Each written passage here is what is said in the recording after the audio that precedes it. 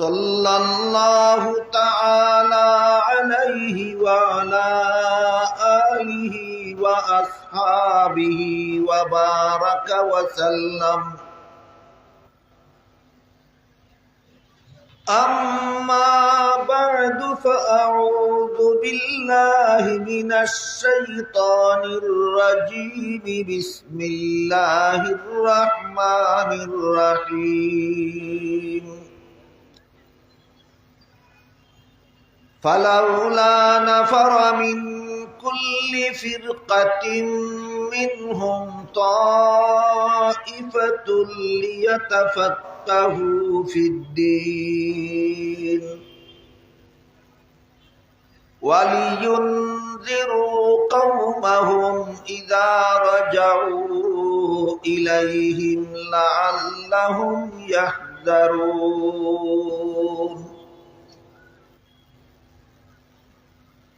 وقال رسول الله صلى الله عليه وسلم: من يرد الله به خيرا يفقهه في الدين، أو كما قال عليه الصلاة والسلام. শ্রদ্ধেয় সভাপতি হযরত উলামায়ে কেরাম, সম্মানিত সুধী সমাজ, দূর দূরান্ত থেকে আগত সর্বস্তরের মুসলমান ভাইয়েরা আমার ও পর্দার আড়ালে বসা আমার মা ও বোনেরা, আজকে আমি আপনাদের সামনে পবিত্র কোরআনের সূরায়ে তাওবা এর 122 নম্বর আয়াতের শেষের অংশ তিলাওয়াত করেছি। সূরায়ে তাওবা এর 122 নম্বর আয়াতের শেষাংশে আল্লাহ পাক রব্বুল আলামিন বলেন: ফালাউলা নাফারা মিন কুল্লি ফিরকাতিম মিনহুম তাইফাতুল লিয়াতাফাক্কাহু ফিদ্দীন। এর অর্থ হলো, মুমিন মুসলমানদের মধ্য থেকে কিছু লোক যেন ইসলামী শিক্ষা দীক্ষা অর্জনের জন্য বের হয়ে যায়,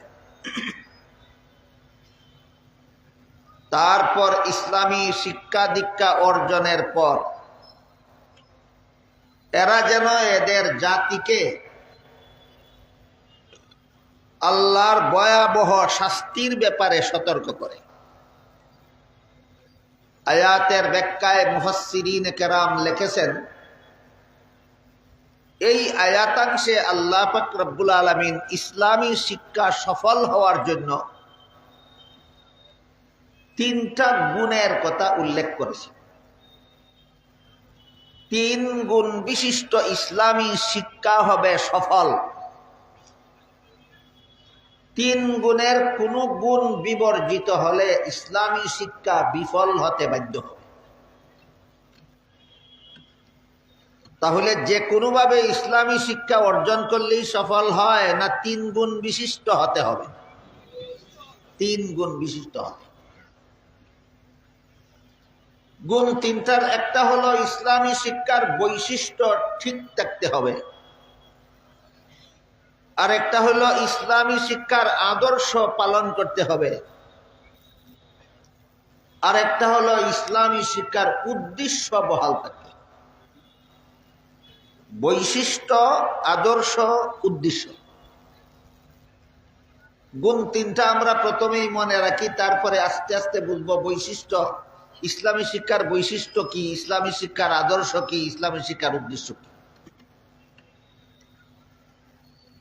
ইসলামী শিক্ষার বৈশিষ্ট্য এবং আদর্শের প্রতি ইঙ্গিত করে আল্লাহ পাক রব্বুল আলামিন লিয়াতাফাক্কাহু শব্দটি ব্যবহার করেছে।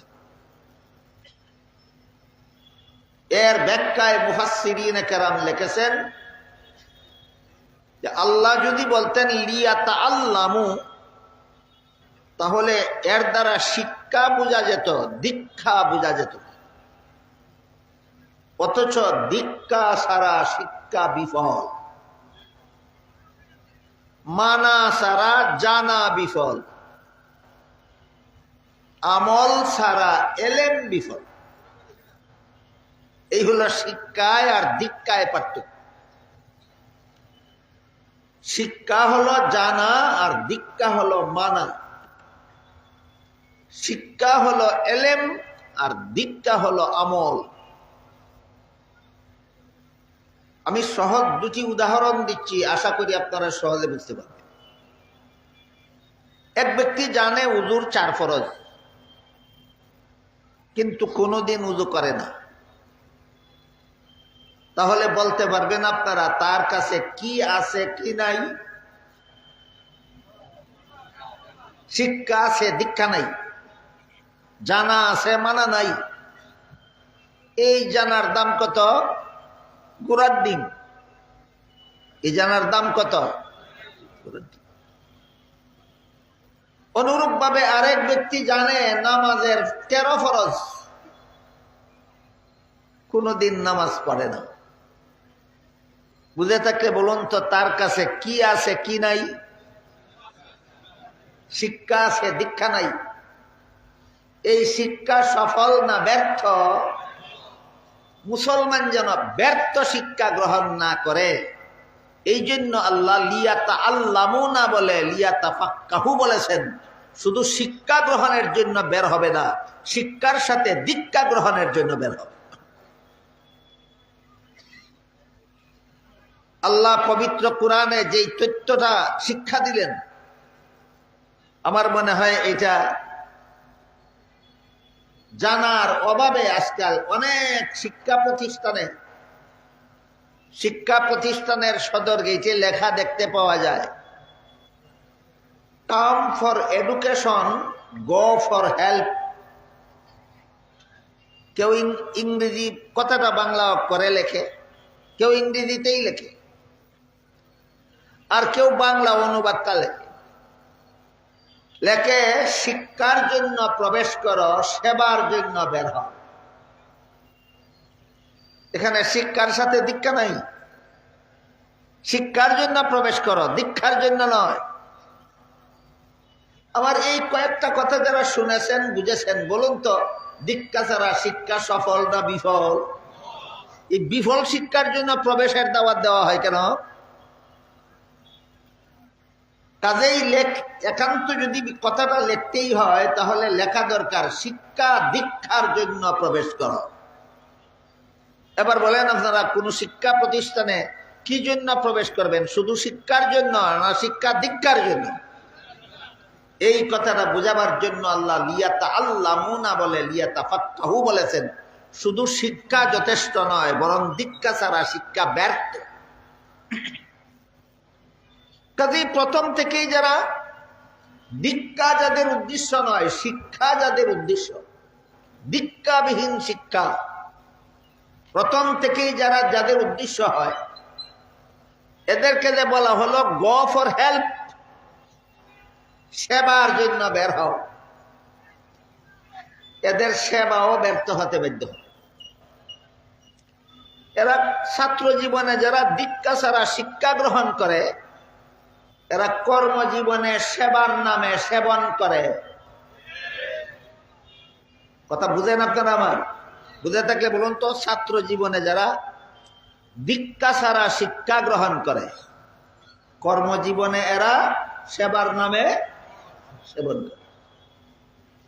এই হইল ব্যর্থ শিক্ষার বিফলতা। দীক্ষা ছাড়া শিক্ষা ব্যর্থ। আর এই ব্যর্থ শিক্ষার বিফলতা হলো কর্মজীবনে এরা সত্যিকারের সমাজ সেবক হতে পারে না, এরা সেবার নামে সেবনকারী হয়। এছাড়া শুধু সেবার জন্য আল্লাহ মানুষ সৃষ্টি করেননি। মানুষ সৃষ্টির আসল উদ্দেশ্য সেবা নয়, সেবা আনুষঙ্গিক ব্যাপার। সেবার দরকার আছে, সেবাও দরকারি কাজ, কিন্তু এটা মৌলিক নয়, আনুষঙ্গিক। আল্লাহ পাক রব্বুল আলামিন মানুষকে মৌলিকভাবে সেবা করার জন্য সৃষ্টি করেননি, বরং বিভিন্ন আয়াতে বিভিন্ন হাদিসে বলা হয়েছে গোটা জগৎটাকে সৃষ্টি করা হয়েছে তোমাদের সেবা করার জন্য, আর তোমাদের সৃষ্টি করা হয়েছে আল্লাহর ইবাদত করার জন্য। আল্লাহ আসমান জমিন সৃষ্টি করেছেন মানুষের সেবার জন্য। আল্লাহ চন্দ্র সূর্য সৃষ্টি করেছেন মানুষের সেবার জন্য। আল্লাহ আকাশ বাতাস সৃষ্টি করেছেন মানুষের সেবার জন্য। আল্লাহ পাহাড় পর্বত সাগর সৃষ্টি করেছেন মানুষের সেবার জন্য। আল্লাহ জীব জন্তু সৃষ্টি করেছেন মানুষের সেবার জন্য। আল্লাহ গাছপালা তরুলতা সৃষ্টি করেছেন মানুষের সেবার জন্য। মানুষকে সৃষ্টি করেছেন একমাত্র আল্লাহর ইবাদত করার জন্য। কাজেই যেভাবে দীক্ষা ছাড়া শিক্ষা বিফল, তেমনি ভাবে ইবাদত ছাড়া সেবা বিফল। ইবাদত ছাড়া সেবা বিফল। মানুষের জীবনের মূল কাজ সেবা নয়, মানুষের জীবনের মূল কাজ আল্লাহর ইবাদত। কাজেই যেই শিক্ষার মধ্যে আল্লাহর ইবাদতের কথা নাই, এই শিক্ষাও ব্যর্থ শিক্ষা।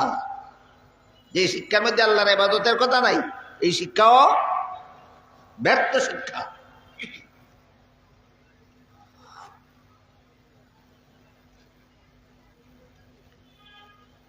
আমরা সংসার জীবনে যত কাজ করি,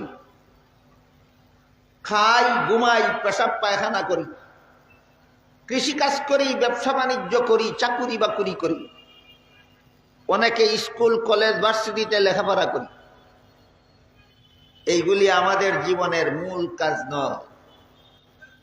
আল্লাহ সুস্পষ্ট ভাষায় কোরআনে বলে দিয়েছেন, ওয়ামা খালাকতুল জিন্না ওয়াল ইনসা ইল্লা লিয়াবুদুন, মানব দানবকে আমি আর কোনো কাজের জন্য সৃষ্টি করিনি, একমাত্র আমার ইবাদত করার জন্য সৃষ্টি করেছি।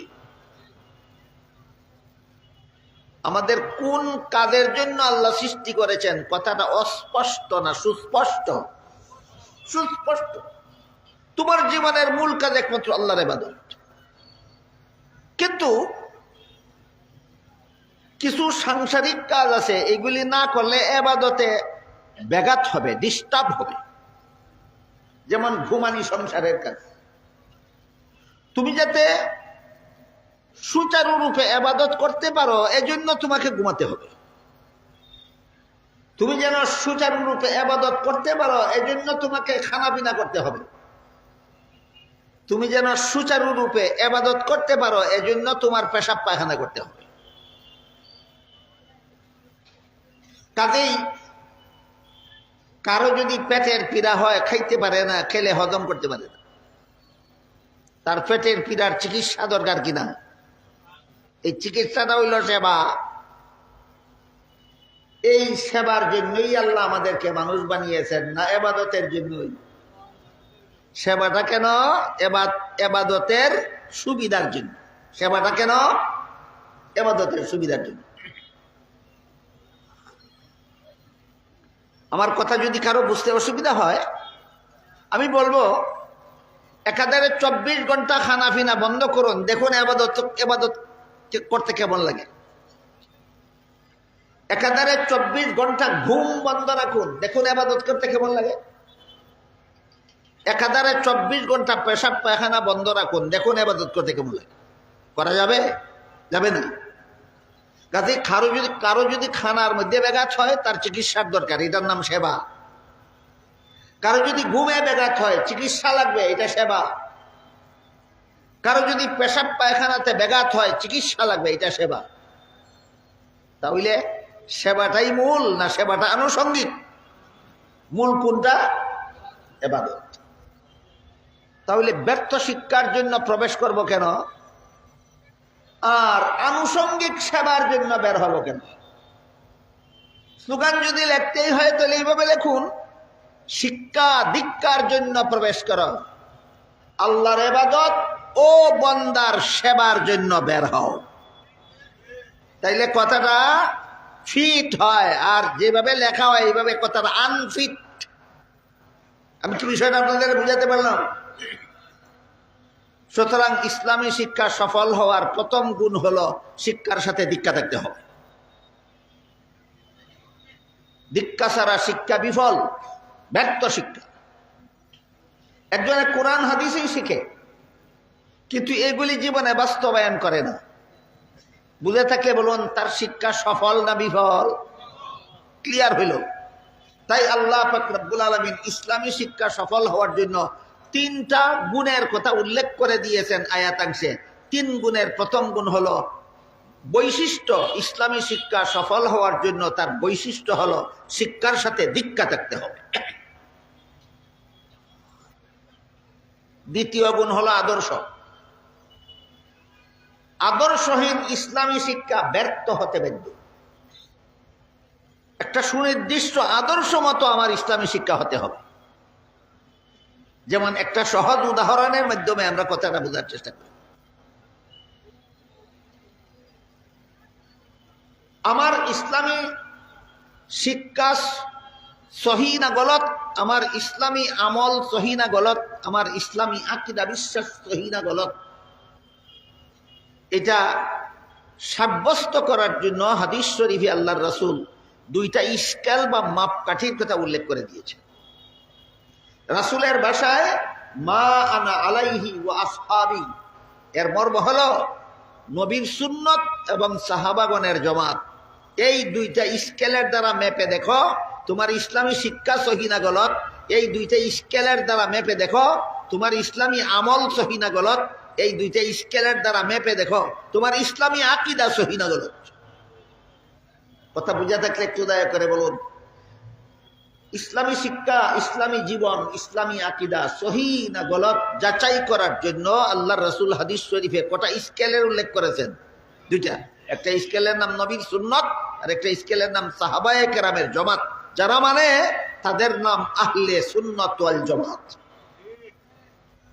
নিজের শিক্ষা সহি না গলত, নিজের আমল সহি না গলত, নিজের আকীদা সহি না গলত যাচাই করার জন্য যারা নবীর সুন্নতকে মাপকাঠি রূপে গ্রহণ করে, যারা সাহাবায়ে কেরামের জমাতকে মাপকাঠি রূপে গ্রহণ করে, তাদের নাম আহলে সুন্নাত ওয়াল জামাত। তাদের জীবন বিশুদ্ধ ইসলামী জীবন। কাজেই ইসলামী শিক্ষা সফল হওয়ার জন্য তার আদর্শ হইল 2টা জিনিস। ইসলামী শিক্ষা সফল হওয়ার আদর্শ নবীর সুন্নত এবং সাহাবাগণের জমাত। ইসলামী শিক্ষার আদর্শ 2টা জিনিস, নবীর সুন্নত এবং সাহাবাগণের জমাত।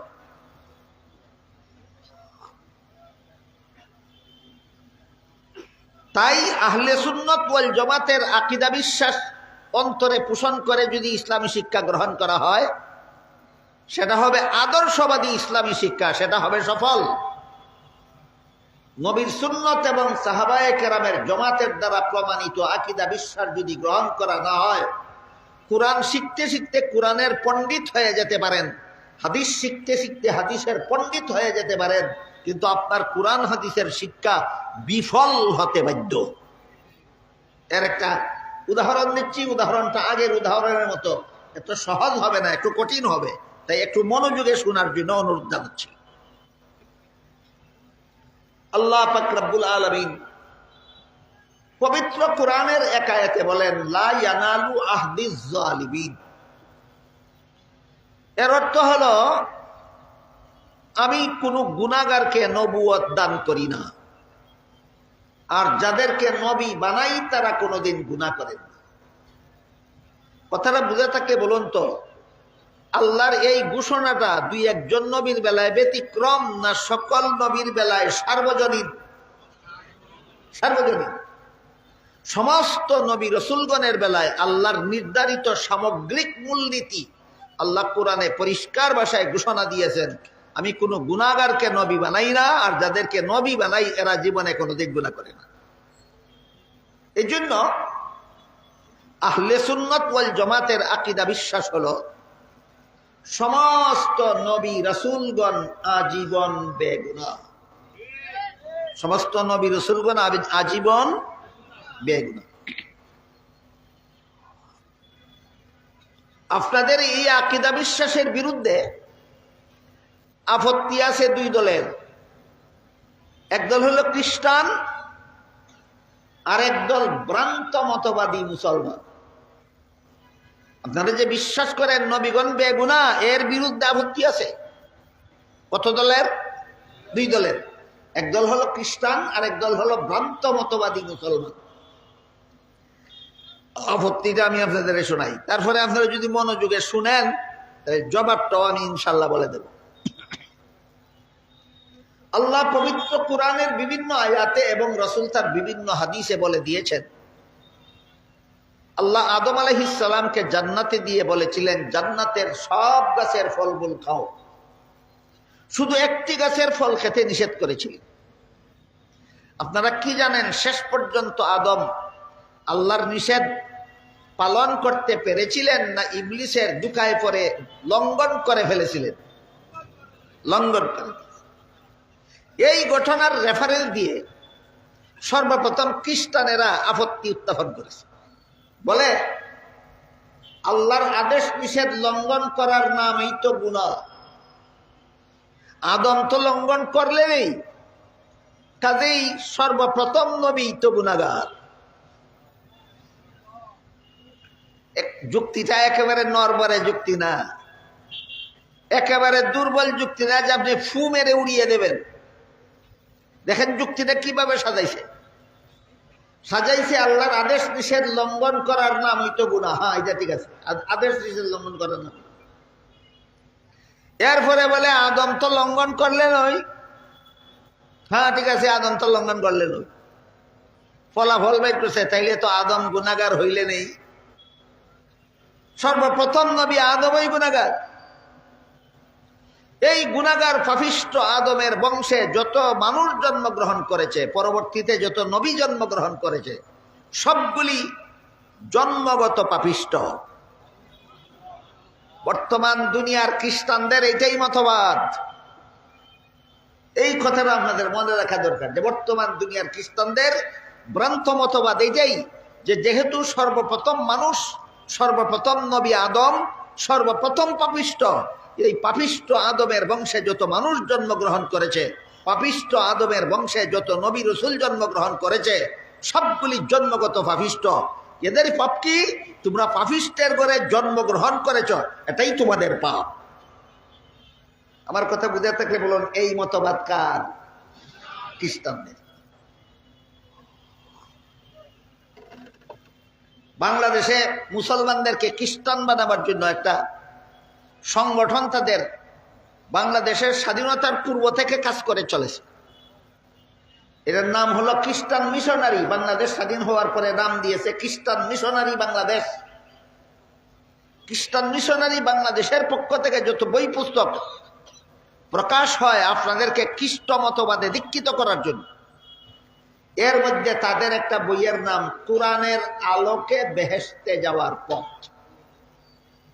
নামটা শুনলে কি মনে হয় বইটা কোনো খ্রিস্টানের লেখা হবে? মোটেও না। এটা একটা শয়তানি চক্রান্ত। এমন চমৎকার শব্দ দিয়ে নাম লিখেছে, নামটা দেখলে যেন কোনো সাধারণ মানুষ কল্পনাও করতে পারে না যে এটা কোনো খ্রিস্টানের লেখা বই। নাম দেখলেই মনে করবে কোরআনের আলোক তো আলেম ছাড়া কেউ বুঝবে না, বেহেশতে যাওয়ার পথ তো আলিম ছাড়া কেউ চিনবে না, সুতরাং বইটা মনে হয় কোনো ভালো আলিমের লেখা হবে। নামটার মধ্যে এই শয়তানি। এবার বুঝে থাকলে বলুন, কোরআনের আলোকে বেহেশতে যাওয়ার পথ বইটা কি মুসলমানদের লেখা না খ্রিস্টানদের লেখা? খ্রিস্টানদের লেখা।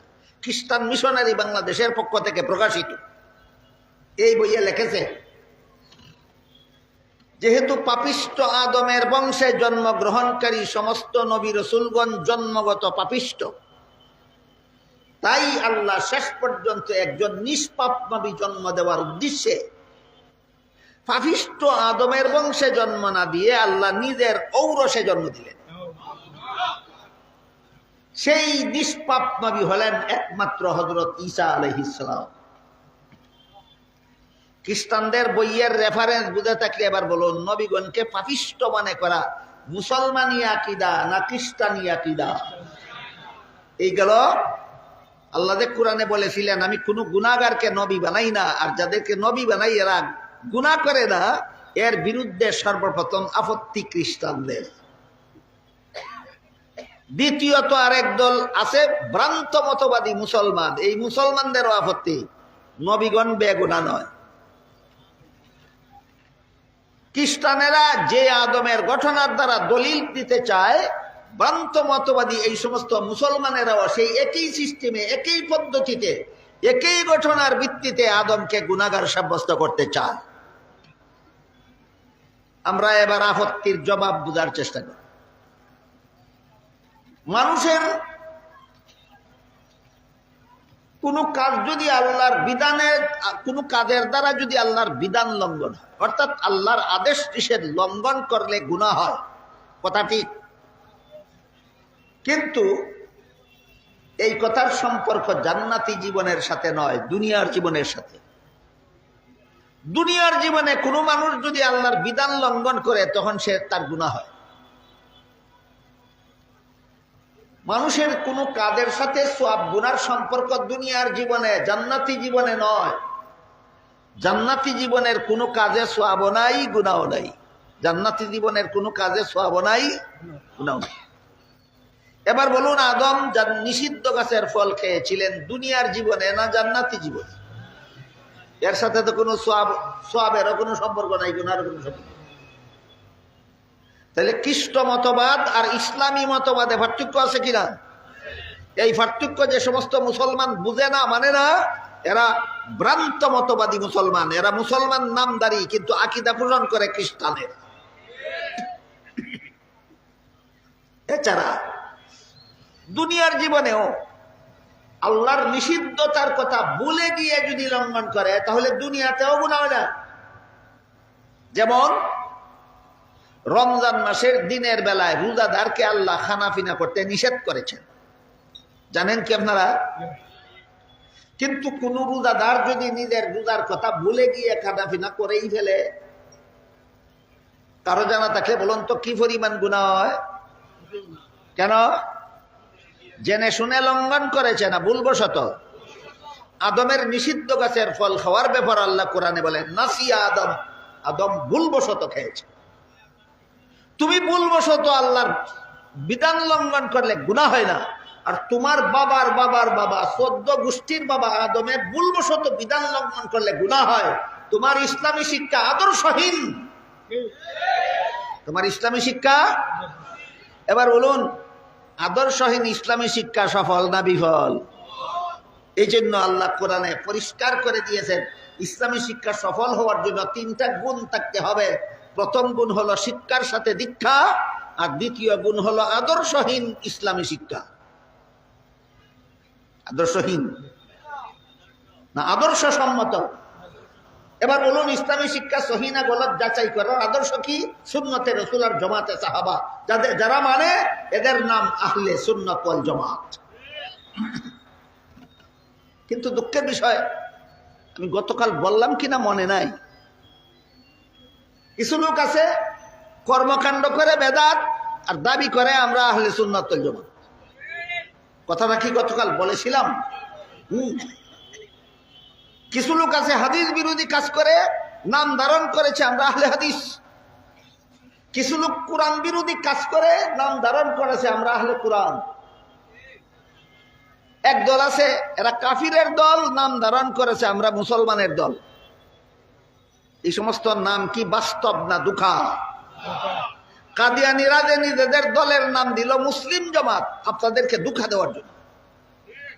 লামাযাবিরা যে নিজেদের নাম দিয়েছে আহলে হাদিস, আসলে এই হাদিস মানার জন্য নয়, আপনাদেরকে দুঃখা দেওয়ার জন্য। আরেক দল বাতিল মতবাদীরা যে নিজেদের নাম দিয়েছে আহলে কোরআন, কোরআন মানার জন্য নয়, আপনাদেরকে দুঃখা দেওয়ার জন্য। ঠিক তেমনি ভাবে বেদাতীরা যে নিজেদেরকে নাম দিয়েছে আহলে সুন্নাত ওয়াল জামাত, এরা আসলেই আহলে সুন্নাত ওয়াল জামাত নয়, আহলে সুন্নাত ওয়াল জামাত নামের দুঃখাবাজ। এই পর্যন্ত 2টা গুণের কথা উল্লেখ করলাম। একটা হলো ইসলামী শিক্ষা সফল হওয়ার প্রথম গুণ হলো বৈশিষ্ট্য, শিক্ষার সাথে দীক্ষা থাকতে হবে। দ্বিতীয়টা হইল ইসলামী শিক্ষা সফল হওয়ার আদর্শ সুন্নতে রাসূল আর জমাতে সাহাবাকে আদর্শ মানতে হবে। এই দুই স্কেলের দ্বারা মেপে দেখতে হবে তোমার শিক্ষা সহি না গলত। এই দুই আদর্শ মাপকাঠির দ্বারা যাচাই করে দেখতে হবে তোমার কর্মকাণ্ড সহি না গলত। এই দুই স্কেল বা মাপকাঠির দ্বারা যাচাই করে দেখতে হবে তোমার আকীদা বিশ্বাস সহি না গলত। 3 নম্বর গুণ হলো আল্লাহর ভাষায় ওয়ালিয়ুনজিরু কওমাহুম ইনজারে কওম, অর্থাৎ মাদ্রাসা শিক্ষার উদ্দেশ্য হইল জাতিকে আল্লাহর ভয়ঙ্কর শাস্তির ব্যাপারে সতর্ক করার মতো একদল আলেম তৈরি করা। এটা মাদ্রাসা শিক্ষার উদ্দেশ্য। যে সমস্ত জাগতিক শিক্ষায় শিক্ষিত লোকেরা মাদ্রাসা শিক্ষার উদ্দেশ্য জানে না, কুরআন হাদিস পড়ছে না, জানবো কোথেকে? পড়ছে স্কুলে, পড়ছে কলেজে, পড়ছে ভার্সিটিতে। বলেন তো মেডিকেল কলেজের কোন বইয়ে কি লেখা আছে মাদ্রাসা শিক্ষার উদ্দেশ্য কি? লেখা নাই। জানবে কিভাবে এমবিবিএস ডাক্তার মাদ্রাসা শিক্ষার উদ্দেশ্য কি?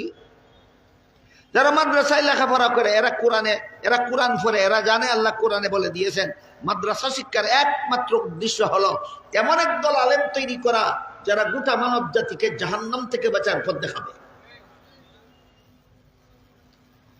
কাজেই কেউ যদি মাদ্রাসা লেখাপড়া করে, ইসলামী শিক্ষা গ্রহণ করে, জাতিকে জাহান্নাম থেকে বাঁচার পথ দেখাবার মহান উদ্দেশ্যে নয়। কেউ যদি কোরআন হাদিসের এলেম শিক্ষা করে একে হাতিয়ার বানিয়ে দুনিয়ার কোনো স্বার্থ হাসিলের জন্য, আল্লাহর রসুল বলেন এইরকম কোরআন শিক্ষায় শিক্ষিত, এইরকম ইসলামী শিক্ষায় শিক্ষিত জান্নাতে যাবে দূরের কথা, জান্নাতের সুগন্ধও পাবে না। ইসলামী শিক্ষায় শিক্ষিত কিনা? শিক্ষিত। জান্নাতে যাবে দূরের কথা, জান্নাতের সুগন্ধও পাবে না। কেন? উদ্দেশ্যহীন ইসলামী শিক্ষা। তার ইসলামী শিক্ষা উদ্দেশ্যমূলক নয়, তার ইসলামী শিক্ষা উদ্দেশ্যহীন অথবা বরান্ত উদ্দেশ্যে ইসলামী শিক্ষা গ্রহণ করে। আমি কি আল্লাহর কোরআনের ভাষায় আপনাদের বুঝাতে পারলাম ইসলামী শিক্ষার একমাত্র উদ্দেশ্য কি হতে হবে? দুনিয়ার কোনো স্বার্থ হাসিল নাকি মানব জাতিকে জাহান্নাম থেকে বাঁচার পথ প্রদর্শন? গোটা মানব জাতিকে জাহান্নাম থেকে বাঁচার পথ প্রদর্শন করা হবে ইসলামী শিক্ষার উদ্দেশ্য। এটা যারা জানে না তারাই বলে কলেজে পড়লে ডাক্তার হয়, মাদ্রাসা পড়ে ডাক্তার হয় না কেন? মাদ্রাসা শিক্ষার সংস্কার করা দরকার। আল্লাহ জানে এরা সংস্কার শব্দটা বলতে নিজেরাই কি গুড়ার ডিম বুঝে আর সমাজকেই কি গুড়ার ডিম বুঝাতে চায়। কেউ বলে সংস্কার করা দরকার, কেউ কয় সমন্বয় সাধন করা দরকার। আল্লাহ জানে এরা সমন্বয় শব্দটা বলে নিজেই কি গুড়ার ডিম বুঝে আর জাতিকেই কি গুড়ার ডিম বুঝাতে চায়। আমি বলবো মাদ্রাসায় লেখাপড়া করলে যদি এমবিবিএস ডাক্তার হতে হয়, তাহলে মেডিকেল কলেজে লেখাপড়া করলেও মুফতি হতে হবে। সমন্বয় কর, সংস্কার কর। উর্দু ভাষায় একটা প্রবাদ আছে, তেরে জুহে মেরে হ্যাঁ, মেরে জুহে হ্যাঁ। এটার অর্থ হলো তোমার জাতা আমার, আমার জাতা। এখানে কোনো নাক গলানো চলবে না। মাদ্রাসায় পড়লে ডাক্তার হতে হবে, মেডিকেল কলেজে পড়লে মুফতি হতে হবে না কেন? সমন্বয় কি একতরফা হয় না উভয় পক্ষে হয়? এমন ফালতু প্রস্তাব করে কেন? এরা জানে না, শিক্ষিত মূর্খরা জানে না মাদ্রাসা শিক্ষার উদ্দেশ্য ডাক্তার তৈরি করা নয়, মাদ্রাসা শিক্ষার উদ্দেশ্য ইঞ্জিনিয়ার তৈরি করা নয়, মাদ্রাসা শিক্ষার উদ্দেশ্য কবি সাহিত্যিক তৈরি করা নয়, মাদ্রাসা শিক্ষার উদ্দেশ্য এমন একদল আলেম তৈরি করা যারা গোটা মানব জাতিকে জাহান্নাম থেকে বাঁচার পথ দেখাবে। হ্যাঁ, সমন্বয় যেভাবে হতে পারে। আমি একটা প্রস্তাব করি, আপনাদের পছন্দ হলে তখন বলবেন ঠিক, পছন্দ না হলে বলবেন বেঠিক, আমার কথা আমি নিয়ে চলে যাব। সেটা হলো, ধরেন আপনার 2টা ছেলে আছে, একটা ছেলেকে মাদ্রাসায় পড়ে সুযোগ্য আলেম বানালেন, আর একটা ছেলেকে মেডিকেল কলেজে পড়াইয়া একজন ভালো ডাক্তার বানায়। যেই ছেলেটা মাদ্রাসায় লেখাপড়া করে আলেম হইল, এই ছেলেটা যদি কোনো জটিল রোগে আক্রান্ত হয়, আরেকজন আলেমের ব্যবস্থাপত্র মতো ঔষধ খাবে না ডাক্তার ভাইয়ের পরামর্শ মতো ওষুধ খেতে হবে? আর যেই ছেলেটা আপনার মেডিকেল কলেজে লেখাপড়া করে ডাক্তার হইল, এই ছেলেটার যদি জাহান্নাম থেকে বাঁচতে হয় তাহলে আরো বড় ডাক্তারের কথা মতো জীবনযাপন করতে হবে না আলেমদের কথা মতোই জীবনযাপন করতে হবে? এইটা হলো সত্যিকারের সমন্বয়। এটা হলো সত্যিকারের উভয় শিক্ষায় সমন্বয়। যদি সত্যই চাও, এই হইল সমন্বয়ের পথ। এবার বলুন আপনারা ঠিক না বেঠিক?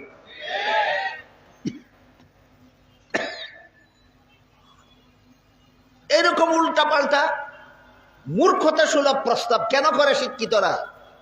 কারণ আমাদের সমাজের অনেক শিক্ষিতরা মাদ্রাসা শিক্ষার, ইসলামী শিক্ষার উদ্দেশ্য জানে না। ইসলামী শিক্ষার উদ্দেশ্য এরা জানে না। এই জন্য ইসলামী শিক্ষায় শিক্ষিতরা কেন ডাক্তার হইল না, কেন ইঞ্জিনিয়ার হইল না, কেন বিজ্ঞানী হইল না, কেন কবি হইল না, কেন সাহিত্যিক হইল না, এই সমস্ত ফালতু প্রশ্ন কেন করে? আল্লাহ কোরআনে কি বলেছেন মাদ্রাসা শিক্ষার উদ্দেশ্য, এটাই মূর্খরা জানে না। এবার আপনাদেরকে আমি 3 গুণের বিবরণ দিয়ে শেষ করলাম। সূরা তাওবার 122 নম্বর আয়াতে আল্লাহ ইসলামী শিক্ষা সফল হওয়ার জন্য 3 গুণের উল্লেখ করেছেন। 1 নম্বর, ইসলামী শিক্ষার বৈশিষ্ট্য হবে শিক্ষার সাথে দীক্ষা থাকতে হবে। 2 নম্বর, ইসলামী শিক্ষার আদর্শ সুন্নতে রাসূলের সাথে জমাতে সাহাবাকে আদর্শ মানতে হবে। ইসলামী শিক্ষার উদ্দেশ্য মাদ্রাসায় লেখাপড়া করে ডাক্তার ইঞ্জিনিয়ার হতে হবে না, জাতিকে জাহান্নাম থেকে বাঁচার পথ দেখাতে হবে। জাতিকে জাহান্নাম থেকে বাঁচার পথ দেখাতে হবে। এই 3 গুণ ইসলামী শিক্ষা সফল হওয়ার জন্য আল্লাহ কোরআনে যে 3 গুণ নির্দেশ করেছেন, এই 3 গুণ আমার অভিজ্ঞতা মতে সন্তোষজনকভাবে পাওয়া যায় কওমি মাদ্রাসা। এই 3 গুণ সন্তোষজনকভাবে পাওয়া যায় কওমি, অন্যখানে পাওয়া যায় না তা বলি না। আমি বলেছি কওমি মাদ্রাসায় সন্তোষজনকভাবে পাওয়া যায়। এবার আমরা একটু লক্ষ্য করে দেখব সন্তোষজনকভাবে কিভাবে পাওয়া যায়। আপনারা লক্ষ্য করলে দেখতে পাবেন মাদ্রাসার ছাত্রদের এলিমের সাথে আমলের মিল পাওয়া যায়। এটা ঠিক কিনা? মাদ্রাসার ছাত্রদের এলিমের সাথে আমলের মিল পাওয়া যায়। মাদ্রাসার ছাত্রদের লিবাস পোশাকের সাথে সুন্নতের মিল পাওয়া যায়। কওমি মাদ্রাসার ছাত্রদের লিবাস পোশাকে সুন্নতের মিল অন্য মাদ্রাসার থেকে কম পাওয়া যায় না বেশি পাওয়া যায়? কওমি মাদ্রাসার ছাত্রদের মধ্যে এলিম মতো আমল অন্য প্রতিষ্ঠান থেকে কম পাওয়া যায় না বেশি পাওয়া যায়? এইটাকে আমি বলেছি সন্তোষজনকভাবে পাওয়া যায়। সুন্নতে রাসূল এবং জমাতে সাহাবাকে আদর্শ মাপকাঠি মানে কওমি মাদ্রাসা পড়ুয়ারা। কওমি মাদ্রাসার লেখাপড়া, আনুষ্ঠানিক লেখাপড়া শেষ করার পরে প্রত্যেকটা আলেমের ভিতরে এই জ্বালা সৃষ্টি হয়ে যায় যে আমার জাতিকে আমি কিভাবে জাহান্নাম থেকে বাঁচার পথ দেখাই। তাহলে ইসলামী শিক্ষা সফল হওয়ার জন্য আল্লাহ কোরআনে যে 3 গুণের কথা উল্লেখ করেছেন, এই 3 গুণ সন্তোষজনকভাবে কোথায় পাওয়া যায় বলেছি আমি? কওমি মাদ্রাসায়। প্রশ্ন হলো কেন কওমি মাদ্রাসায় এই 3 গুণ সন্তোষজনকভাবে পাওয়া যায় কেন, তুলনামূলকভাবে বেশি পাওয়া যায় কেন? এই প্রশ্নের অতি সংক্ষিপ্ত জবাব হলো এই মাদ্রাসা মুহাম্মাদুর রাসূলুল্লাহর প্রতিষ্ঠিত মাদ্রাসা। জানা এখনো বুঝেন নাই? আমি কাহিনীটা বলে শেষ করি, তারপরে ঠিক হইলে ঠিক, বেঠিক হইলে বেঠিক বলবেন। আমি আগে কাহিনীটা বলি। আপনাদের মনে প্রশ্ন জাগতে পারে, মুহাম্মাদুর রাসূলুল্লাহ সাল্লাল্লাহু আলাইহি ওয়াসাল্লাম আজকের থেকে প্রায় ১৫০০ বছর আগে দুনিয়ার থেকে বিদায় হয়ে গেছে, আর সমস্ত কওমি মাদ্রাসার প্রথম মাদ্রাসা দারুল উলুম দেওবন্দ মাদ্রাসা মাত্র প্রায় ১৫০ বছর আগে প্রতিষ্ঠিত হয়েছে। তাই এখানে ঐতিহাসিক প্রশ্ন, যে নবী ১৫০০ বছর আগে দুনিয়ার থেকে বিদায় হয়ে গেলেন, সেই নবী মাত্র ১৫০ বছর আগে কওমি মাদ্রাসা প্রতিষ্ঠার জন্য আবার দুনিয়াতে আসছিলেন কবে? প্রশ্নটা কি আমি বুঝাতে পারলাম? এই প্রশ্নের জবাব বুঝার জন্য উপমহাদেশের 3 প্রকার মাদ্রাসা শিক্ষার ইতিহাস সম্পর্কে একটা মোটামুটি ধারণা রাখতে হবে। যাদের ধারণা নাই তাদের জন্য আমি কিছুটা আলোচনা করি যেন মোটামুটি ধারণা থাকে। উপমহাদেশের ইতিহাসে 3 প্রকার মাদ্রাসা শিক্ষার বিবরণ পাওয়া যায়। 3 প্রকার মাদ্রাসা শিক্ষা 3 বারে চালু হয়েছে উপমহাদেশে। এক প্রকার মাদ্রাসা শিক্ষা চালু ছিল এই দেশে ব্রিটিশ এই দেশের শাসন ক্ষমতা জুড়ে দখল করার আগে, মুঘল শাসন আমলে। ইংরেজরা আমাদের দেশের শাসন ক্ষমতা ডাকাতি করে নিয়ে যাওয়ার আগে মুঘল বংশের মুসলমান রাজা বাদশারা এই দেশটা শাসন করত। ওই সমস্ত রাজা বাদশাদের মধ্যে একজনের নাম ছিল বাদশাহ আলমগীর। নাম শুনেছেন? বাদশাহ আলমগীর যুগশ্রেষ্ঠ আলেমগণের সহযোগিতায় পৃথিবী বিখ্যাত ফতুয়ার কিতাব রচনা করেছিলেন। সেই কিতাবটা বাদশাহ আলমগীরের নামে কিতাবের নাম ফতুয়ায়ে আলমগীরি। আমার কথা বুঝাতে থাকলে বলুন, ফতুয়া আলমগীরি কোন বাদশার নামে কিতাবের নাম? বাদশাহ আলমগীর। এই বাদশাহ আলমগীর বিশাল সাম্রাজ্য শাসন করতেন। বর্তমান বাংলাদেশ, পাকিস্তান, ভারত 3টার সমন্বিত দেশ, যেটাকে ভারত উপমহাদেশ বলা হতো, এত বড় বিশাল দেশের শাসনকর্তা ছিলেন। কিন্তু দেশ শাসনের বিনিময়ে সরকারি তহবিল থেকে কোনো বেতন ভাতা গ্রহণ করতেন না। বিশাল সাম্রাজ্য শাসন করতেন, বিনিময়ে সরকারি তহবিল থেকে কোনো বেতন ভাতা গ্রহণ করতেন না। এরা দেশ শাসনের কাজ কেন করে? এই ব্যাপারে মুফাসসিরিন কেরাম তাফসীরের কিতাবে লিখেছেন, দুনিয়াতে যত দেশ যত লোকে শাসন করে, এই সমস্ত দেশ শাসনকর্তাদের এরা 3 প্রকার। এক প্রকার দেশ শাসনকর্তা এমন আছে যারা দেশ শাসন করে জনগণের দুনিয়ার জীবনের শান্তি, শৃঙ্খলা, উন্নতি আর প্রগতির জন্য, আর বিনিময় চায় আল্লাহর কাছে, জনগণের কাছে নয়। বিনিময় চায় কার কাছে? আল্লাহর কাছে। এরা দেশ শাসনের বিনিময়ে সরকারি তহবিল থেকে কোনো বেতন ভাতা গ্রহণ করে না। এরা দেশের সুশাসনের বিনিময়ে আল্লাহর কাছে চায়। এক ধরনের দেশের শাসনকর্তা বাদশাহ আলমগীর ছিলেন এই প্রকারের। বাদশাহ আলমগীর ছিলেন এই প্রকার। আরেক প্রকার দেশের শাসনকর্তা এমন আছে যারা দেশে সুশাসনই করে, কিন্তু বিনিময় আল্লাহর কাছে চায় না, বিনিময় বান্দার কাছে চায়। ঠিক মতোই জনসেবা করে, ঠিক মতোই দেশ সেবা করে, কোন উদ্দেশ্যে আল্লাহ আমাকে পুরস্কার দিবেন সেই আশায় নয়, আগামী নির্বাচনেও জনগণ আমাকেই ভোট দিবে সেই আশায়। বেশ কম হয়েছে নি আগের দলে আর এখনের দলে, বুঝছে না? আগের দলেও দেশটা সুষ্ঠুভাবে শাসন করে, দ্বিতীয় দলেও দেশটা সুষ্ঠুভাবে শাসন করে। আগের দল সরকারি তহবিল থেকে বেতন নেয় না, আল্লাহর কাছে পুরস্কার চায়। আর দ্বিতীয় দল জনসেবা ঠিক মতেই করে, দেশের উন্নয়নমূলক কাজ ঠিক মতেই করে, আল্লাহর কাছে পুরস্কারের আশায় নয়, আগামী নির্বাচনেও জনগণের ভোট পাওয়ার আশায়। প্রথম দলের পুরস্কার হলো এরা দুনিয়াতে চিরকাল জননন্দিত হয়ে থাকে। দুনিয়াতে চিরকাল জননন্দিত হয়ে থাকে এবং পরকালে জান্নাত হয় তাদের ঠিকানা। দ্বিতীয় দলের পুরস্কার, এই কথাগুলি লিখেছেন আল্লামা উবাইদুল্লাহ সিন্দি রহমতুল্লাহি আলাইহি ইনকিলাবি তাফসীর নামক কিতাবে। দ্বিতীয় প্রকার দেশ শাসনকর্তারা যারা দেশ শাসন সুষ্ঠুভাবেই করে, জনসেবা ঠিক মতোই করে, দেশের উন্নয়নমূলক কাজ ঠিক মতোই করে, কিন্তু পুরস্কার আল্লাহর কাছে চায় না, পুরস্কার জনগণের কাছেই চায়, বিনিময় জনগণের কাছেই চায়। এরা দুনিয়াতে জননন্দিত হতে পারে, কিন্তু পরকালে তাদের কপালে কোনো পুরস্কার নাই। দ্বিতীয় প্রকার শাসনকর্তারা দুনিয়াতে জননন্দিত কেন হয়? জনগণের সেবা তো ঠিক মতোই করে, এই জন্য জনগণ তার প্রশংসা করে। দেশের উন্নয়ন কাজ তো ঠিক মতোই করে, এই জন্য দেশের জনগণ তাকে মারহাবা ধন্যবাদ বলে। কিন্তু আল্লাহর কাছে যে কিছু আশা করলো না, এই জন্য আখেরাতে আল্লাহর কাছে কিছু পাবে না। কত দলের পরিচয় গেল? তৃতীয় নম্বর দল, এরা আসলেই জনসেবা করে না, জনসেবার নামে জনগণের সম্পদ সেবন করে। তাফসীরের কিতাবে লেখছেন এই সমস্ত শাসনকর্তাদের দুইটা পুরস্কার আছে, একটা দুনিয়াতে একটা আখিরাতে। একটা দুনিয়াতে, আখিরাতে। দুনিয়ার পুরস্কার হইল জনগণের চিরকাল জনগণের নিন্দা।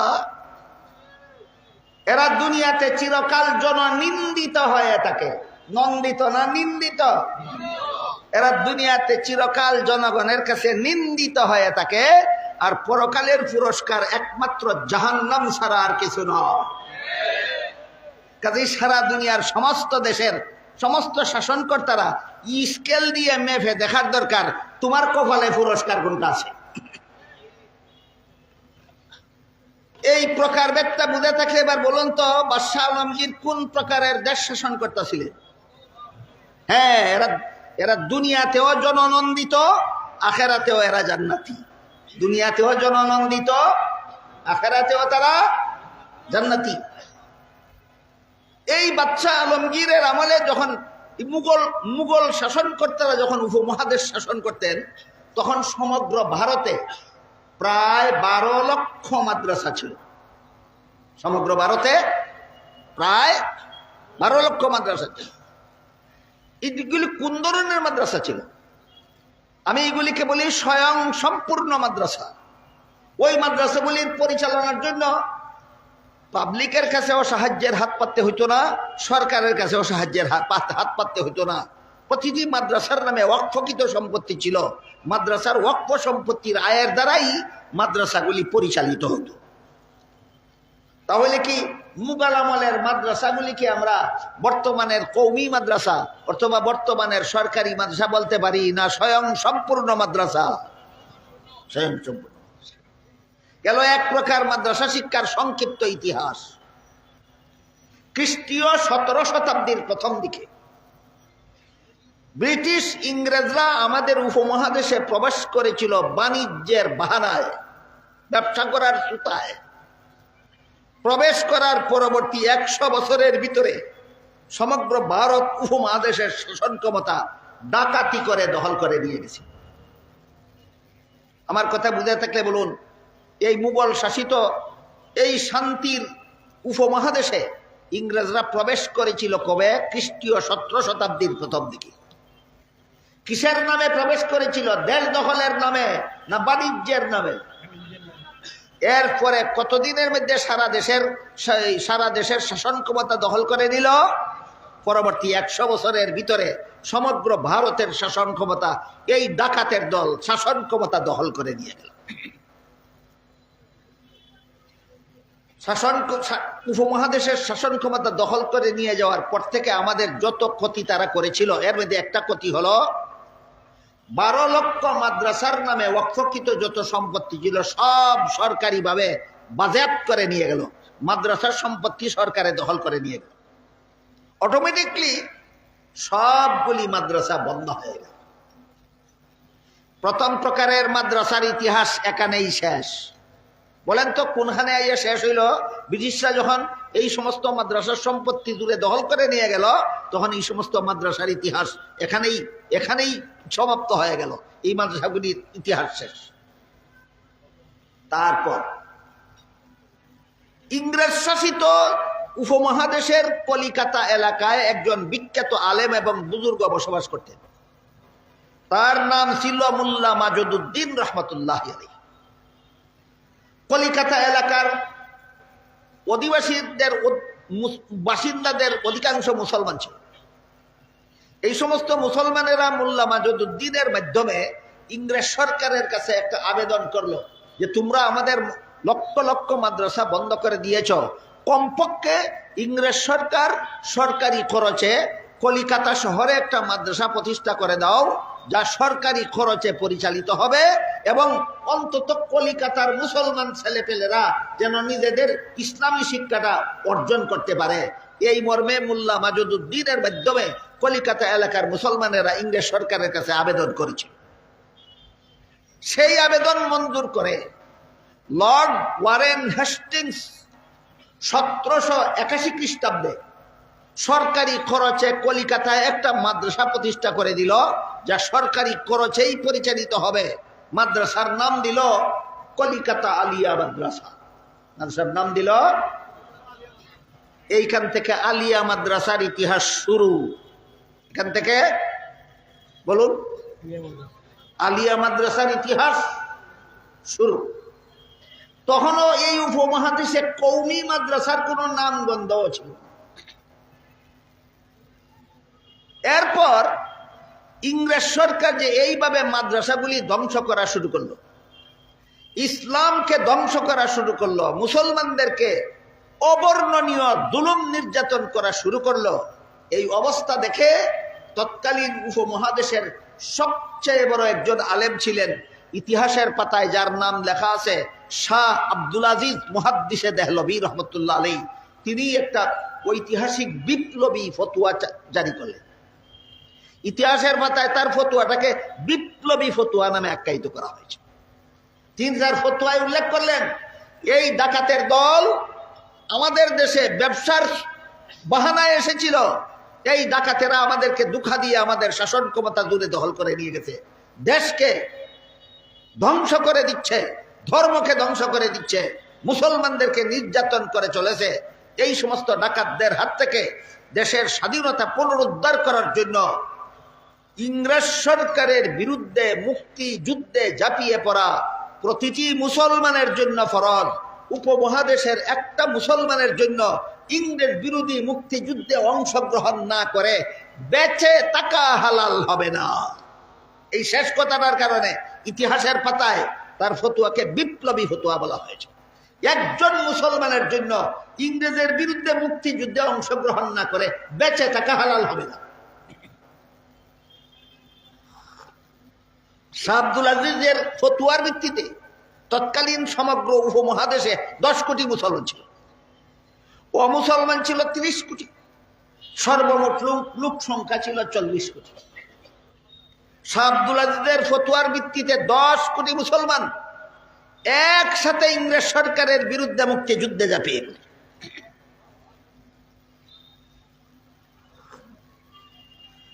একদিনে ইতিহাস সবটা বলে শেষ করা যায় না। এটুকু কথা যারা বুঝেছেন তাদেরকে আমি একটা কথা জিজ্ঞেস করব, উপমহাদেশের 10 কোটি মুসলমান যদি শাহ আব্দুল আজিজের ফতোয়ার বিপ্লবী ফতোয়ার কারণে ইংরেজের বিরুদ্ধে মুক্তিযুদ্ধে ঝাঁপিয়ে পড়ে থাকে, তাহলে কলিকাতা আলিয়া মাদ্রাসা পড়ুয়া ছাত্ররা শিক্ষকরা কি যুদ্ধ থেকে বিরত ছিল না? যুদ্ধে অংশগ্রহণ করেছিল, অংশগ্রহণ করেছিল। এবার বলুন, মাদ্রাসাটা প্রতিষ্ঠিত হয়েছিল কার খরচে? পরিচালিত হতো কার খরচে? এখান থেকে ইংরেজ সরকার বিগড়ে গেল কলিকাতা আলিয়া মাদ্রাসার। বলল, নিমক হেরামের দল, তোদের দরখাস্ত মঞ্জুর করে সরকারি খরচে মাদ্রাসা বানিয়ে দিলাম, সরকারি খরচে মাদ্রাসা চালাই, আর এই সরকারের বিরুদ্ধে তোরা যুদ্ধ করস, দাঁড়া 12টা বাজায় দি। এখান থেকে ইংরেজ সরকার কলিকাতা আলিয়া মাদ্রাসাকে 12টা বাজাবার নীল নকশা তৈরি করে। এই নীল নকশার মধ্যে যা কিছু ছিল এর মধ্যে একটা দুইটা কথা আমি আপনাদের বলি। কলিকাতা আলিয়া মাদ্রাসা প্রতিষ্ঠা করার পর থেকে একাধারে 26 জন প্রিন্সিপাল নিযুক্ত করলো খ্রিস্টান।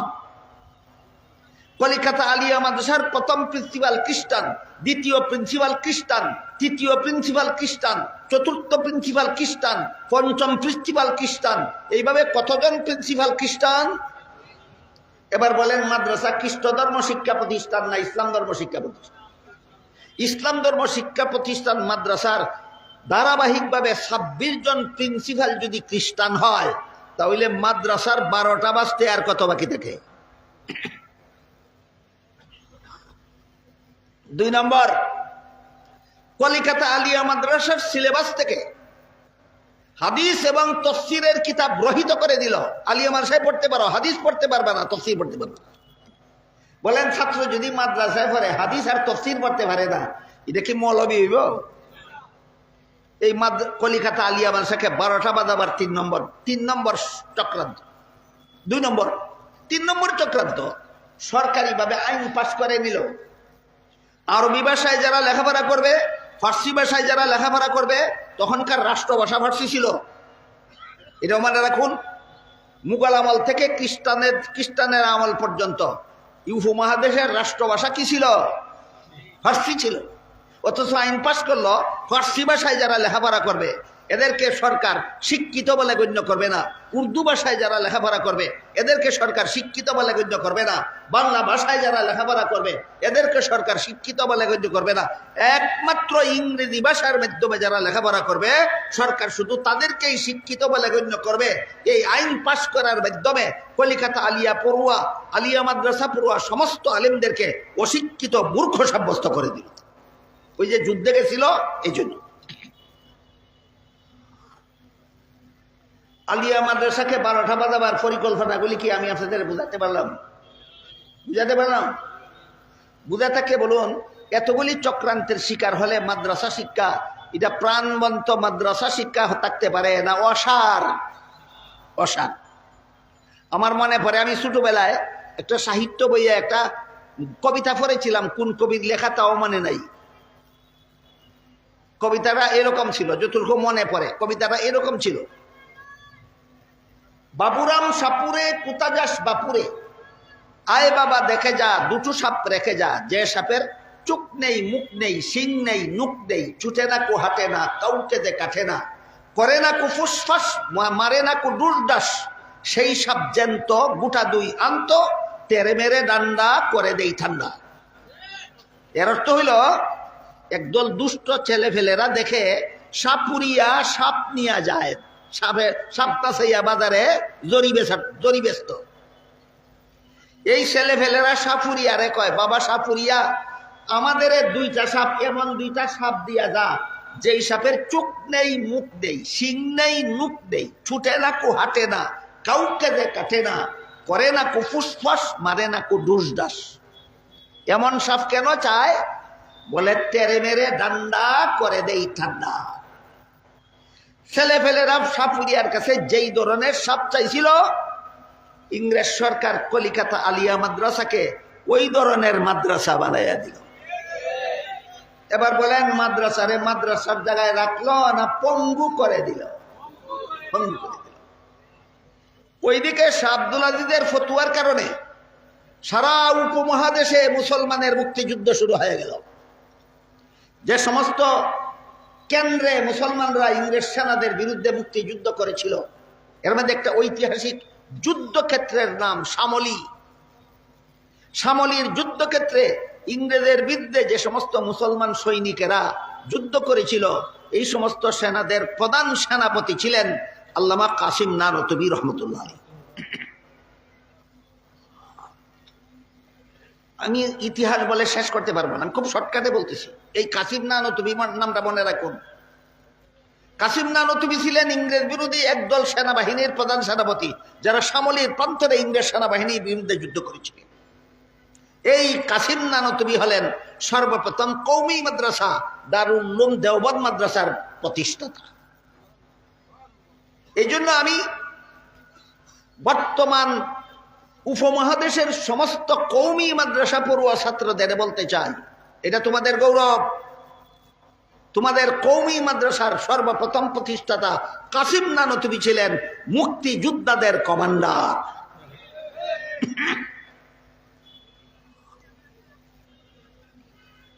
আল্লামা কাসিম নানতুবি রহমতুল্লাহি আলাইহি ওই যুদ্ধের প্রধান সেনাপতি ছিলেন। কিন্তু শেষ পর্যন্ত যুদ্ধে মুসলমানগণ পরাজিত হয়ে গেল। পরাজিত হয়ে ইংরেজ সরকার মুসলমানদের কাছ থেকে মুক্তিযুদ্ধের প্রতিশোধ নেওয়া শুরু করলো। এই প্রতিশোধের বিবরণ লোমহর্ষক। এই প্রতিশোধের বিবরণ শুনলে চোখের পানি ধরে রাখা যায় না।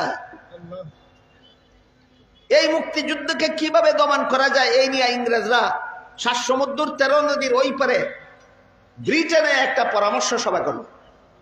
সেই পরামর্শ সভায় সিদ্ধান্ত হইল, মুসলমানেরা আমাদের বিরুদ্ধে মুক্তিযুদ্ধ করে, পরবর্তীতেও মুসলমানেরাও শরিক হয়েছিল।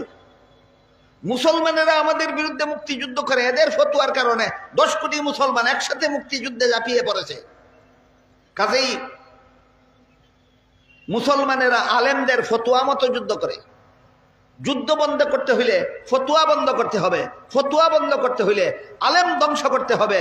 আর মুসলমান কোরআন পড়ে আলেম হয়, এইটা যুদ্ধ বন্ধ করতে হইলে কোরআন ধ্বংস করতে হবে, আলেম ধ্বংস করতে হবে, তবেই মুক্তিযুদ্ধ বন্ধ হবে। এই সিদ্ধান্ত নিয়েছিল তারা ইংরেজরা 1863 খ্রিস্টাব্দে। 1863 খ্রিস্টাব্দে তারা সিদ্ধান্ত নিল, যেহেতু মুসলমান কোরআন পড়ে আলেম হয়, কোরআন ধ্বংস করো। যেহেতু মুসলমান আলেমের ফতোয়া মতো মুক্তিযুদ্ধ করে, আলেমদের ধ্বংস করো, বাকিটা অটোমেটিকলি বন্ধ হয়ে যাবে। এটা হলো একটা রাজনৈতিক কৌশল। যাদের জ্ঞানের কারণে সরকারি জুলুম অত্যাচারের বিরুদ্ধে আন্দোলন হয়, এদের জ্ঞান শিক্ষা বন্ধ করে দেওয়া আর এদের জ্ঞানীদেরকে জব্দ করে দেওয়া, স্তব্ধ করে দেওয়া, তখন ওই গণ আন্দোলন ব্যর্থ হতে বাধ্য হয়। এটা খারাপ সরকারদের একটা কূটকৌশল, অপকৌশল। এই অপকৌশল ইংরেজ সরকার অবলম্বন করল। কোরআন শরীফ ধ্বংস করো, আলেমদের ধ্বংস করো, জনগণ আর কোনোদিন মুক্তিযুদ্ধের সাহস করবে না। এই সিদ্ধান্ত নিয়ে তারা 1863 খ্রিস্টাব্দ থেকে 1866 খ্রিস্টাব্দ পর্যন্ত লক্ষ লক্ষ কোরআন শরীফের এডিশন পাহাড়ে নিয়ে পেট্রোল ঢেলে আগুন দিয়ে জ্বালিয়ে দিল। 1863 খ্রিস্টাব্দ থেকে 1866 খ্রিস্টাব্দ পর্যন্ত 3 বছরে 14,000 উলামায়ে কেরামকে ফাঁসি কাষ্ঠে ঝুলিয়ে দিল। এমত অবস্থায় সামলির যুদ্ধের প্রধান সেনাপতি আল্লামা কাসিম নানতুবি রহমতুল্লাহ আলাইহি অসির যুদ্ধ বন্ধ রেখে মসির যুদ্ধ চালাবার কৌশল অবলম্বন করলেন। তরবারির যুদ্ধ, বন্দুকের যুদ্ধ আপাতত মুলতবি রেখে ইসলামী শিক্ষা চালু করার যুদ্ধের পরিকল্পনা গ্রহণ করলেন। ইংরেজ সরকার যখন মাদ্রাসাগুলি বন্ধ করে দেয়, তখন লর্ড ম্যাকলে ঘোষণা দিয়েছিল, আমরা উপমহাদেশে এমন একটা শিক্ষা ব্যবস্থা চালু করব, যেই ব্যবস্থা মতে লেখাপড়া করলে উপমহাদেশবাসীর ভাষা হতে পারে আমাদের ভাষার থেকে ভিন্ন, ওদের পোশাক হতে পারে আমাদের পোশাক থেকে ভিন্ন, ওদের গায়ের রং হতে পারে আমাদের গায়ের রং থেকে ভিন্ন, কিন্তু আমাদের প্রবর্তিত শিক্ষা ব্যবস্থা চক্রান্ত চলছে কিনা। আজকের জন্য আমি আলোচনাটা এখন করবো না, আগামীকাল ইনশাআল্লাহ। এই ট্রান্সজেন্ডার বলতে কি অসভ্যতা, যে কি অসভ্যতা কি কানে আছে, এই জিনিসটা আমি আগামীকাল ইনশাআল্লাহ আপনাদেরকে বোঝাবার চেষ্টা করব। এই সমস্ত অসভ্যরা 14,000 উলামায়ে কেরামকে ফাঁসি কাষ্ঠে যখন ঝুলিয়ে দিল, আল্লামা কাসিম নানতুবি রহমতুল্লাহি আলাইহি এদের বিরুদ্ধে অস্ত্রের যুদ্ধে বিজয়ী হওয়ার সম্ভাবনা আপাতত না দেখে কলমের যুদ্ধ পরিচালনা করার ঘোষণা দিলেন, ব্যবস্থা নিলেন।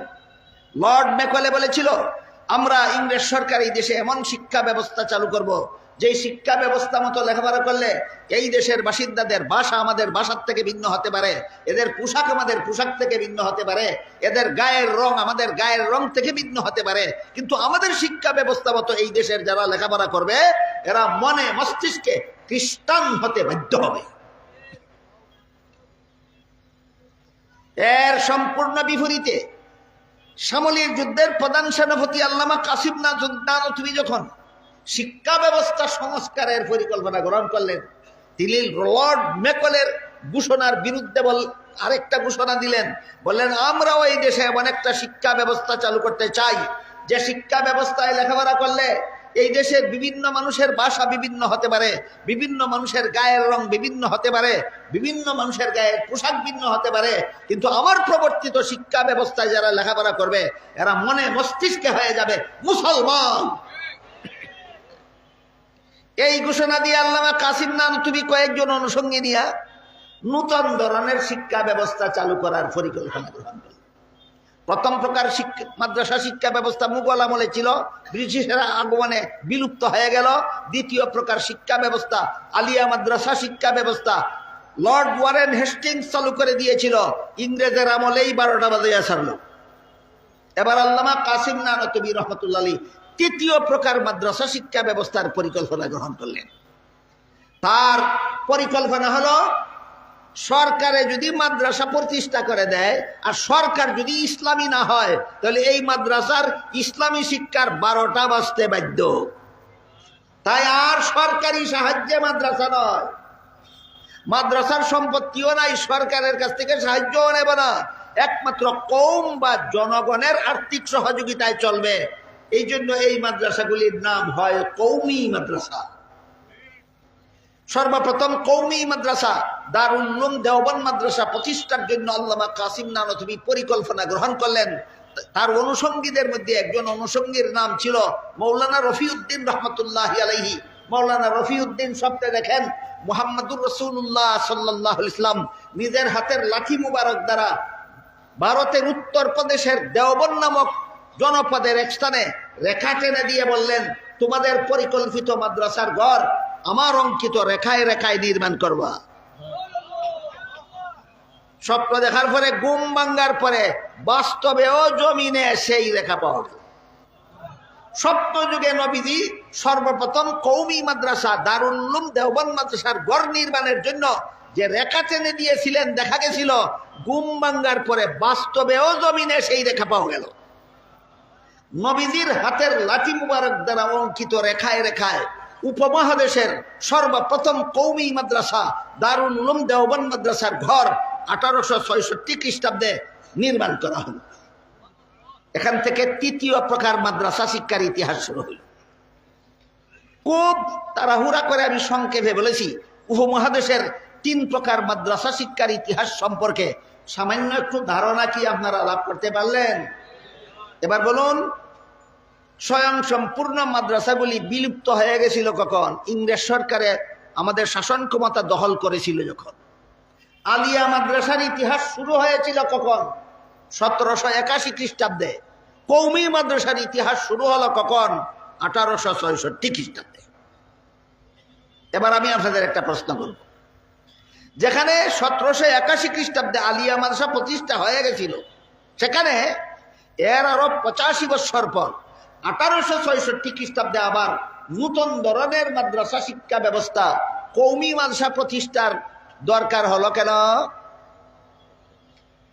কারণ আলিয়া মাদ্রাসা যারা প্রতিষ্ঠা করে দিয়েছিল তারাই 12টা বাজাইয়া দিছিল।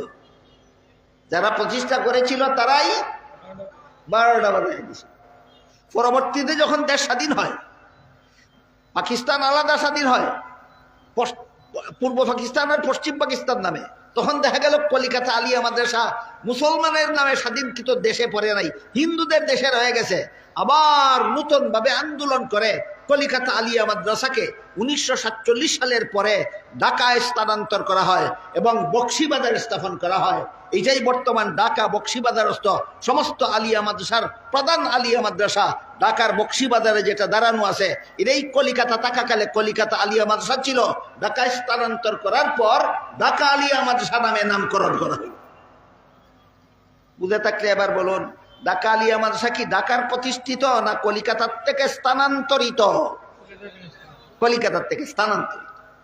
ঢাকা স্থানান্তর করার পর তার মধ্যে অনেক সংস্কার সাধন করা হয়েছে। ইংরেজে যত দিক দিয়ে 12টা বাজাই ছিল, তত দিক দিয়ে আবার 10টা বাজানির ব্যবস্থা করা হয়েছে। এটা ভিন্ন কথা। আমি যেটা বলতেছি, এই উত্থান পতনের ভিতর দিয়ে 1866 খ্রিস্টাব্দে আল্লামা কাসিম নানতুবি রহমতুল্লাহি আলাইহি সর্বপ্রথম কওমি মাদ্রাসা দারুল উলুম দেওবন্দ মাদ্রাসার ঘর নির্মাণ করলেন। কার অঙ্কিত রেখায় রেখায়? তাহলে পরিষ্কারভাবে বলা যায়, কওমি মাদ্রাসার বাহ্যিক প্রতিষ্ঠাতা আল্লামা কাসিম নানতুবি হলেও আধ্যাত্মিক প্রতিষ্ঠাতা ছিলেন স্বয়ং মুহাম্মদুর রাসূলুল্লাহ সাল্লাল্লাহু আলাইহি ওয়াসাল্লাম। এই জন্য আমি বলেছিলাম কওমি মাদ্রাসা মুহাম্মদুর রাসূলুল্লাহর প্রতিষ্ঠিত মাদ্রাসা। এই জন্য এখানে মাদ্রাসা শিক্ষার বৈশিষ্ট্য সন্তোষজনকভাবে পাওয়া যায়, মাদ্রাসা শিক্ষার আদর্শ সন্তোষজনকভাবে পাওয়া যায়, মাদ্রাসা শিক্ষার উদ্দেশ্য সন্তোষভাবে কওমি মাদ্রাসায় সাফল্যমণ্ডিত হয়। কেন? এই মাদ্রাসাগুলি মুহাম্মদুর রাসূলুল্লাহর প্রতিষ্ঠিত। এবার 2টা প্রশ্নের জবাব দিয়া কথা শেষ করি। 1 নম্বর, সপ্ত যুগে রসুল রেখা টেনে দিয়েছিলেন, ঘুম ভাঙ্গার পরেও সেই রেখা পাওয়া গেছিল। সেই রেখায় রেখায় উপমহাদেশের সর্বপ্রথম কৌমি মাদ্রাসা দারুল উলুম দেওবন্দ মাদ্রাসার গড় নির্মাণ করা হয়েছিল। এই কথার কি পুরো ঐতিহাসিক ভিত্তি আছে? হ্যাঁ, অবশ্যই। কয়েক হাজার পৃষ্ঠা বিশিষ্ট একটা উর্দু ইতিহাস গ্রন্থের নাম আছে তারিখে দারুল উলুম দেওবন্দ। এই ইতিহাস গ্রন্থের বাংলা অনুবাদ করেছে বাংলাদেশ ইসলামিক ফাউন্ডেশন। যারা উর্দু বুঝেন না, বাংলাটাই পড়ে দেখুন। ফাউন্ডেশন কর্তৃক প্রকাশিত এই উর্দু গ্রন্থের বাংলা নাম দারুল উলুম দেওবন্দের ইতিহাস। তার ভূমিকায় পরিষ্কার ভাষায় লেখা আছে, সপ্ত যুগে রসুল লাঠি মুবারক দ্বারা রেখা টেনে দিয়েছিলেন। ঘুম ভাঙ্গার পরে বাস্তব রেখা পাওয়া গেছিল। সেই রেখায় রেখায় সর্বপ্রথম কৌমি মাদ্রাসা দারুল উলুম দেওবন্দ মাদ্রাসার ঘর নির্মাণ করা হয়েছে। বলুন, এই কথা কি ভিত্তিহীন না ঐতিহাসিক ভিত্তি আছে? আরেকটা প্রশ্ন, দেওবন্দ মাদ্রাসার ফাউন্ডেশনের রেখা টেনে দেওয়ার জন্য যদি নবী আসতে পারেন, তাহলে আমাদের জশ্নে জুলুসে ঈদে মিলাদুন নবীতে আসতে পারবেন না? আমাদের মিলাদ শরীফে আসতে পারবেন না কেন? আমি এই ইতিহাসটা বললেই, শেষ থেকে নামলেই আমাকে অনেকে এই প্রশ্নটা করে বসে যে ওইখানে যদি আসতে পারেন আমাদের এখানে আসতে পারবেন না। এই প্রশ্নের জবাব দিয়ে কথা শেষ করি। জবাব দেওয়ার আগে আমি জিজ্ঞেস করি, দেওবন্দের জমিনে রেখা টেনে দেওয়ার জন্য যদি মদিনা শরীফের শায়িত নবীকে আসতে হয়, তাহলে এটা নবীর অলৌকিকতা হয় না মদিনা শরীফের থেকেই যদি সপ্ত যুগে রেখা পৌঁছে দিতে পারেন তাহলে অলৌকিকতা হয়? আমরা নবীর অলৌকিকতায় বিশ্বাসী। এখানে রেখা টেনে দেওয়ার জন্য নবী আসেননি, সেখান থেকেই রেখা পৌঁছে দিয়েছেন অলৌকিকতার মাধ্যমে। কাজে আমাদের এখানেও আসেননি, তোমাদের ওখানেও আসেন না। এইগুলি তো যার যার যুক্তি। এবার হাদিস শুনুন। হাদিস শরীফে রাসূল করিম সাল্লাল্লাহু আলাইহি ওয়াসাল্লাম বলেন, আল আমবিয়াউ আহইয়াউন ফি কুবুরিহিম, নবী রাসূলগণকে দাফন করার পর তারা জীবিত হয়ে যার যার রওজা শরীফের ভিতরে থাকেন, তোমাদের কোনো অনুষ্ঠানে প্রতিষ্ঠানে আগমন করেন না। এটাও যুক্তি না নবীর হাদিস? নবীর হাদিস। এখন এর একটা উদাহরণ আর একটা হাদিস বলি। এক হাদিসে উল্লেখ আছে, আল্লাহর রাসূল সাল্লাল্লাহু আলাইহি ওয়াসাল্লাম দুনিয়ার থেকে বিদায় হওয়ার আগে জাবালে আবি কুবাইস নামক পাহাড়ের চূড়ায় দাঁড়িয়ে আকাশের চন্দ্রকে আঙ্গুল দ্বারা ইশারা করেছিলেন, দুই টুকরা হয়েছিল, আবার জোড়া লেগেছিল। ঘটনাটা আজকে নতুন শুনলেন না আরো শুনেছেন? বুঝে থাকলে এবার বলুন তো, আকাশের চন্দ্র আল্লাহর নবী দুই টুকরা করার জন্য চন্দ্রে গিয়েছিলেন না দুনিয়ার জমিনে দাঁড়িয়ে? যে নবী দুনিয়ার জমিনে দাঁড়িয়ে আঙ্গুল দ্বারা ইশারা করলে আকাশের চন্দ্র দুই টুকরা হতে পারে, সেই নবীর মদিনার রওজা শরীফে শুয়ে ইশারা করলে দেওবন্দের মাটিতে রেখাও হতে পারে না। সুতরাং এটা নবীর অলৌকিকতা, এটা নবীর হাদিদ নাদির হওয়ার ভ্রান্ত দলিল নয়। আমার মূল কথা ছিল, আল্লাহ সূরা তওবার 122 নম্বর আয়াতে ইসলামী শিক্ষা সফল হওয়ার 3 গুণের বিবরণ দিয়েছে। বৈশিষ্ট্য, আদর্শ, উদ্দেশ্য। 3 গুণ সন্তোষজনকভাবে পাওয়া যায় কওমি মাদ্রাসায়। কেন বলেছিলাম? এটা মুহাম্মদ রাসূলুল্লাহর লাঠি মুবারকের অঙ্কিত রেখায় রেখায় রেখায় নির্মিত। সুতরাং রসুলের নির্দেশে প্রতিষ্ঠিত মাদ্রাসা বৈশিষ্ট্য বিবর্জিত হতে পারে না, উদ্দেশ্যহীন হতে পারে না, আদর্শ হারা হতে পারে না। মুহাম্মদুর রাসূলুল্লাহ লাঠি মুবারকের দাগের বরকতে এখানে যারা লেখাপড়া করে এদের এলিমের সাথে আমল থাকে। মুহাম্মদুর রাসূলুল্লাহ লাঠি মুবারকের দাগের বরকতে এখানে যারা লেখাপড়া করে এরা সুন্নতে রাসূল আর জামাতে সাহাবাকে আদর্শ মাপকাঠি বলে। মুহাম্মদুর রাসূলুল্লাহর লাঠি মুবারকের দাগের বরকতে এখানে যারা লেখাপড়া করে এরা দুনিয়ার সমস্ত বিসর্জন দিয়া মানুষ জাতিকে জাহান্নাম থেকে বাঁচার পথ প্রদর্শন করে। তাই আল্লাহ আপনাদের আমাদের সবাইকে মাদ্রাসা শিক্ষার এই বৈশিষ্ট্য, আদর্শ, উদ্দেশ্য সম্পর্কে সর্বদা সচেতন থাকার তৌফিক দান করুক। সবাই বলুন আমিন। সুবহানা রাব্বিকা রাব্বিল ইজ্জাতি আম্মা ইয়াসিফুনা ওয়া সালামুন আলাল মুরসালিন ওয়া আলহামদুলিল্লাহি রাব্বিল আলামিন। যারা দোয়াতে শরীক হবেন বসুন, আস্তাগফিরুল্লাহ দুরূদ শরীফ পড়ুন।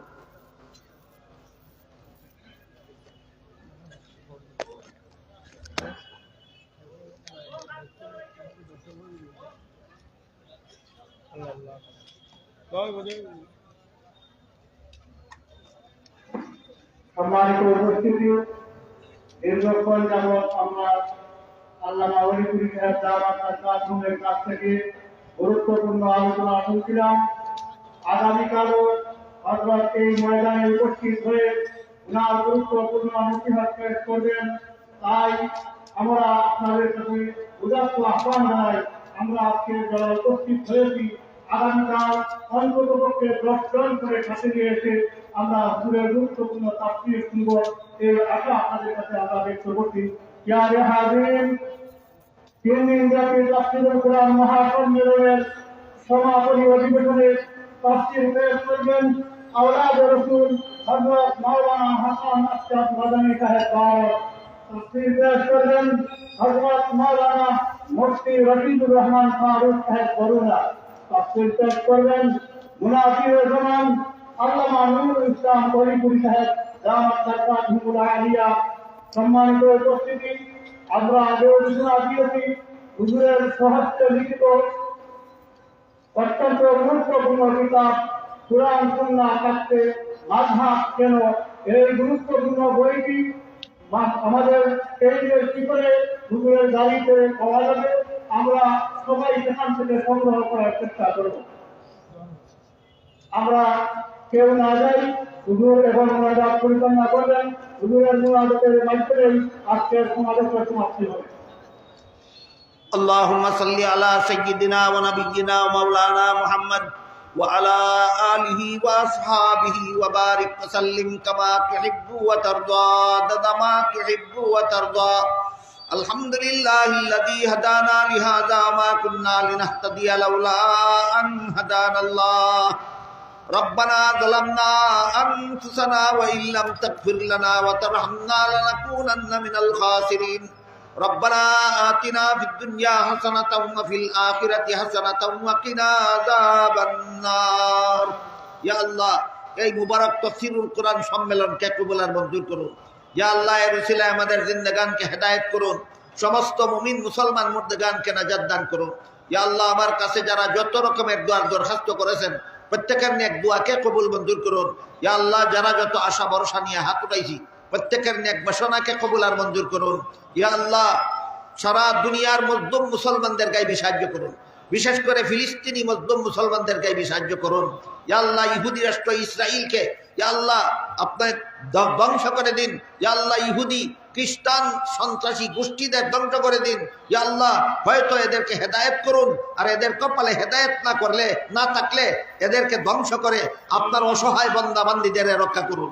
ইয়া আল্লাহ, যে সমস্ত উলামায়ে কেরাম বুজুর্গানে দিন মুমিন মুসলমান দুনিয়ার থেকে বিদায় হয়ে গেছেন, ইয়া আল্লাহ তাদের কবরকে জান্নাতের বাগান বানিয়ে দিন, আর তাদের জান্নাতুল ফিরদাউসে তাদের ঠিকানা করে দিন। আর যে সমস্ত উলামায়ে কেরাম বুজুর্গানে দিন মুমিন মুসলমান এখনো দুনিয়াতে বেঁচে আছেন তাদের সবাইকে হায়াতের তৈয়্যিবা দান করে দিন। ইয়া আল্লাহ, আমাদের সকলের পক্ষ থেকে লক্ষ লক্ষ কোটি কোটি দুরূদ আর সালাম রাসূল করিম সাল্লাল্লাহু আলাইহি ওয়াসাল্লামের রওজা শরীফে পৌঁছে দিন। ربنا تقبل منا إنك أنت السميع العليم وتب علينا إنك أنت